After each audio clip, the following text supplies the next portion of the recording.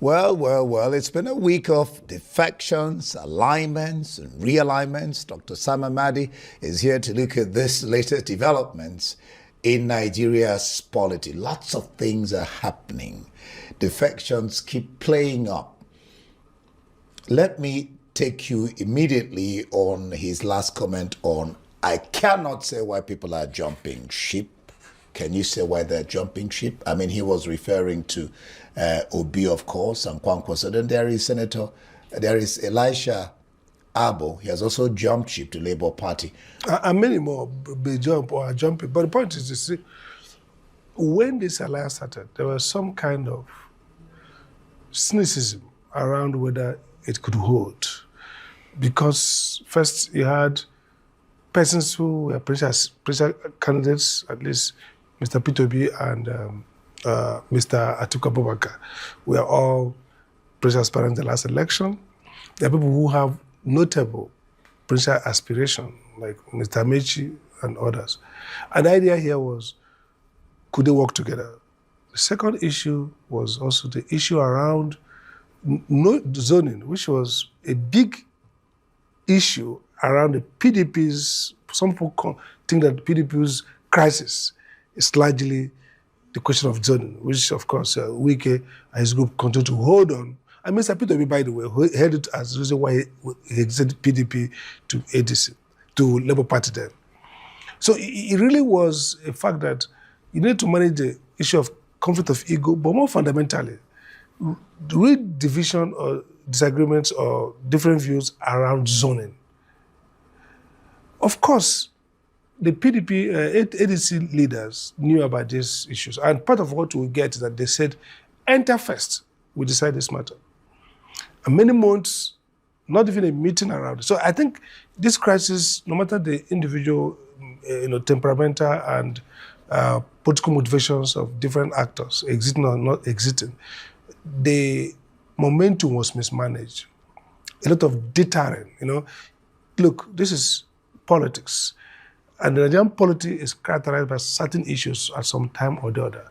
Zoning of political office is a key thing. So they would have become clear on one position, and some people don't want zoning because it will exclude a critical candidate. I read an article where... So partly the crisis, the exits were predictable, what we call in social science, predictable surprise. It's a surprise, but predictable, that maybe along the line, we're going to have these fault lines magnified and falling out and falling I read an article, and that opinion has been canvassed in some quarters, that Obi is delivered, in the sense that at the onslaught of a little storm, he jumps ship.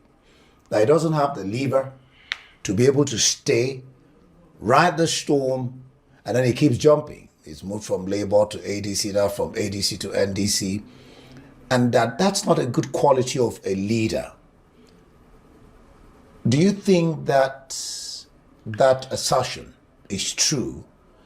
And then what is the fortune of Obi going to NDC and Kwankwaso going to NDC regarding the 2027 election and maybe his unseating the incumbent? Okay, there are two things here. There are facts about people changing political parties and opinion as to whether that is relevant. So two things.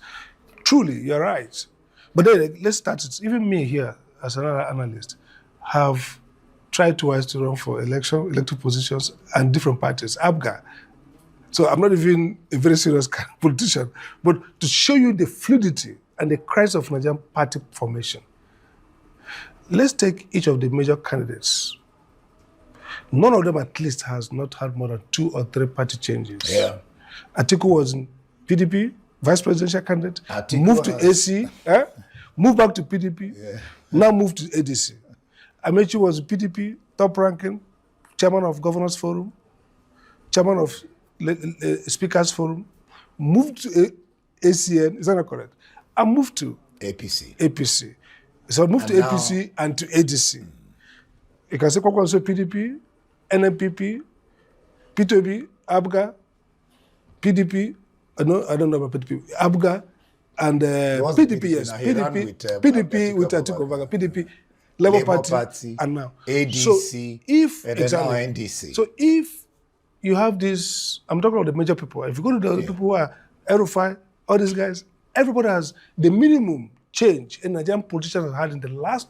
Is that your defense why Obi is jumping ship? No. I'm saying that defense. No, I'm particular about logic and use of language. So Lily Livered does no longer explain the tendency to change parties. That's not Lily Livered.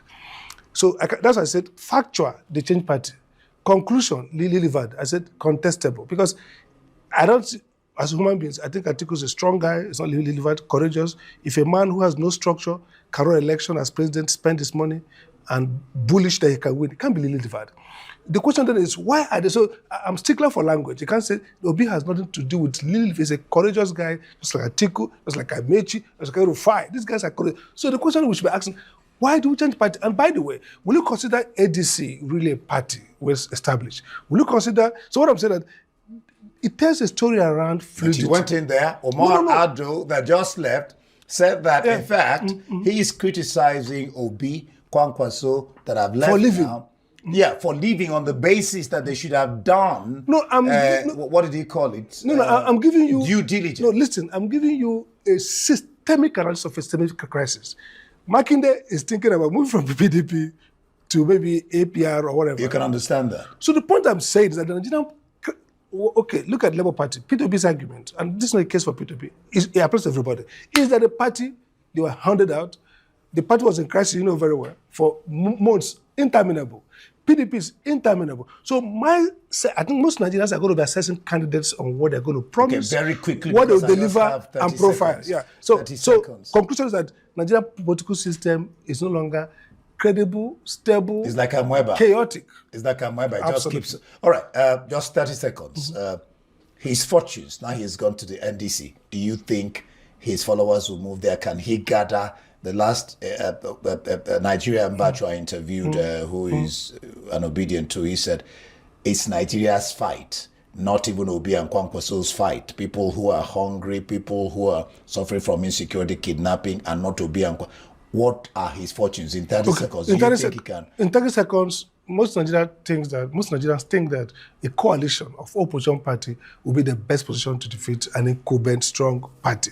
2, the dynamics we saw in 2023, I was with some big politicians. I told me then, they said, P2P cannot get 1 million votes. I have it on good record. Sule Lamido told me personally, the chairman of PDP told me, I was even shocked. So we don't know the dynamics will play out.